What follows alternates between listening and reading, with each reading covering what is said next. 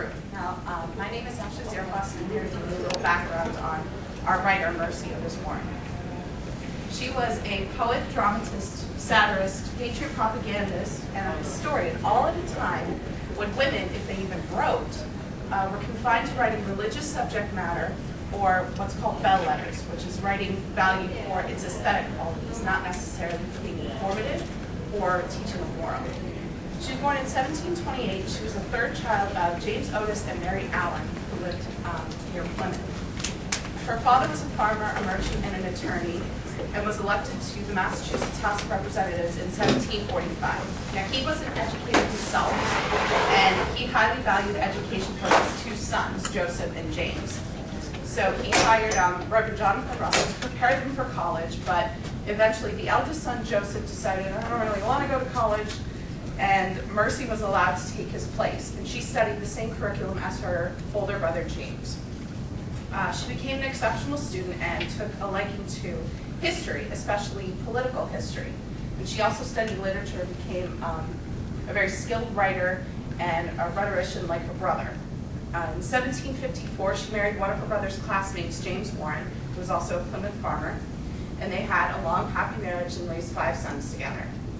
Now, her brother was a radical and outspoken activist, and he became an active leader in local revolutionary politics. And one night in 1769, he was brutally beaten in a Boston tavern by Tory supporters. And Mercy, after being encouraged by many of her peers and her friends, took his place as a revolutionary poemicist. She wrote letters and poems, which she published anonymously in local papers. But her most effective propaganda, which you will see a piece of today, are her satirical plays. They were the first plays ever written by an American woman. And they appeared in newspapers and pamphlets because Puritan Boston had laws against staging plays, and they never had a theater until 1794. Towards the end of her career in 1790, she published a collection, Poems, Dramatic, and Miscellaneous, in her own name. And in 1805, she concluded her writing career with History of the Rise, Progress, and Termination of the American Revolution, which represented a vital and very brilliant female intervention in a conventionally masculine field of literature. So before her death in 1814, Mercy Otis Warren was a bold voice for women and America as a whole during the Revolutionary period. Now to discuss her famous play, The Group, please welcome Jonathan Yajeski.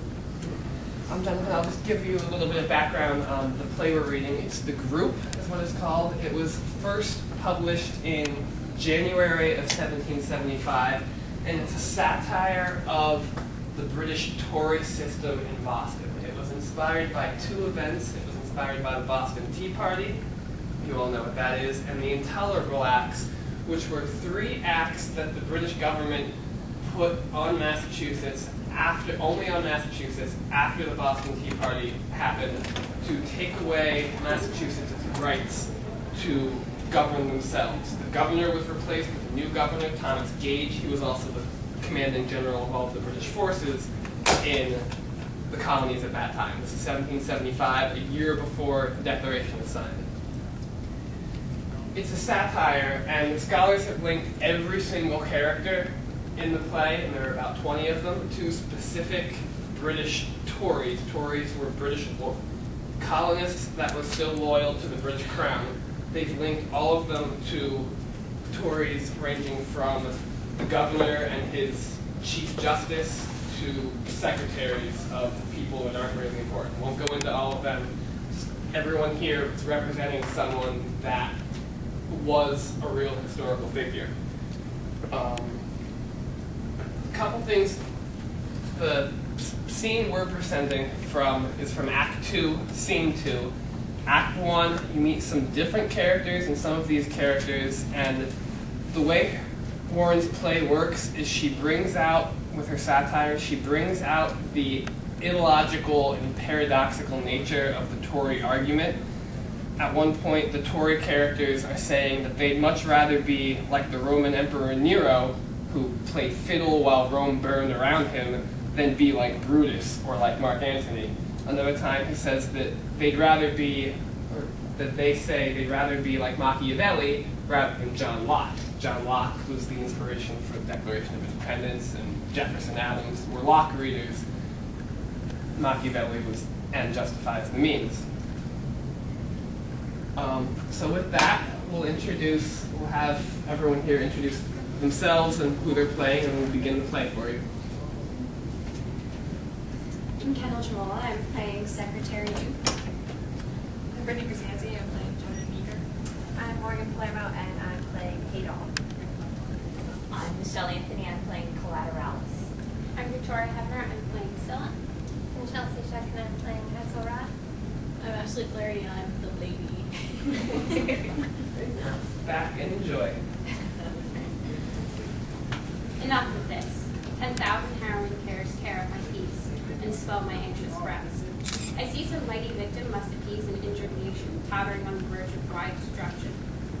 Made the wanton sport of hungry harpies gaping for their prey, which, if by misadventures they should miss, the disappointed vulture's angry fang will seize the lesser gudgeons in the state. In sacrifice, Madalecto's rage, left the tide turning with rapid force, the booming torrent rushes o'er their heads and sweeps the cawing cormorants from earth. Then strike some sudden blow, and if hereafter danger should rise, then set up for thyself, and make thy name as famous in Columbia as ever Caesar's was in ancient Gaul. Who would such distant provinces subdue, and then resign them to a foreign lord? With such an armament at thy command, why all this cautious prudence?